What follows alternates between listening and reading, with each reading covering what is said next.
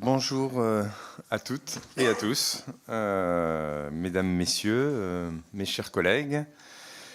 Toujours dans le cadre de nos travaux sur le projet de loi de finances 2025, nous avons le plaisir d'accueillir ce matin les représentants des syndicats des personnels civils de la Défense. Bienvenue, messieurs, il n'y a pas de dames.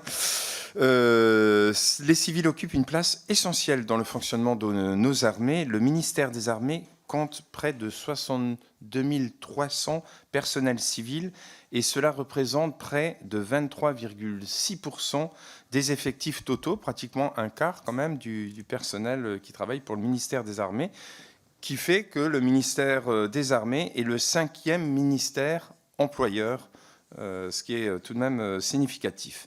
Alors, les organisations syndicales assurent la représentation des personnels civils, notamment au sein des différentes instances de dialogue social du ministère.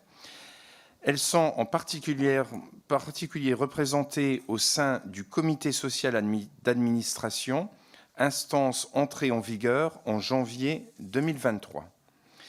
Les organisations syndicales représentées aujourd'hui dans l'ordre de résultats des élections professionnelles de décembre 2022 sont, pour la CFDT, M. Albert Corbel et Christophe Henry. Pour Force ouvrière, Force ouvrière Défense, c'est M. Valérie Michel et M. Mohamed Alif Anfif. Pour l'UNSA Défense, M. Laurent Tintignac et M. Bruno Normand. Et pour Alliance CGC-CFTC, M. Vincent Aquin.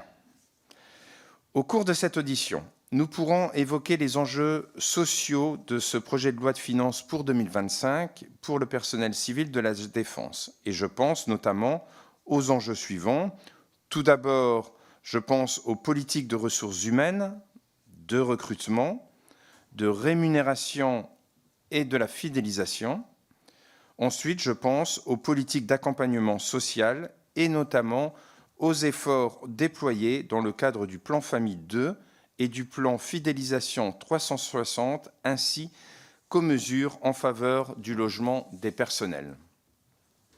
Enfin, je pense aux politiques d'amélioration des conditions de travail et de protection des agents, avec comme actualité particulière la réforme de la protection sociale complémentaire, qui entre d'ailleurs en vigueur au 1er janvier 2025. Pour évoquer ces enjeux, mais aussi faire part de vos observations sur ce budget 2025, je vous cède la parole pour 5 minutes par organisation. Je vous en prie.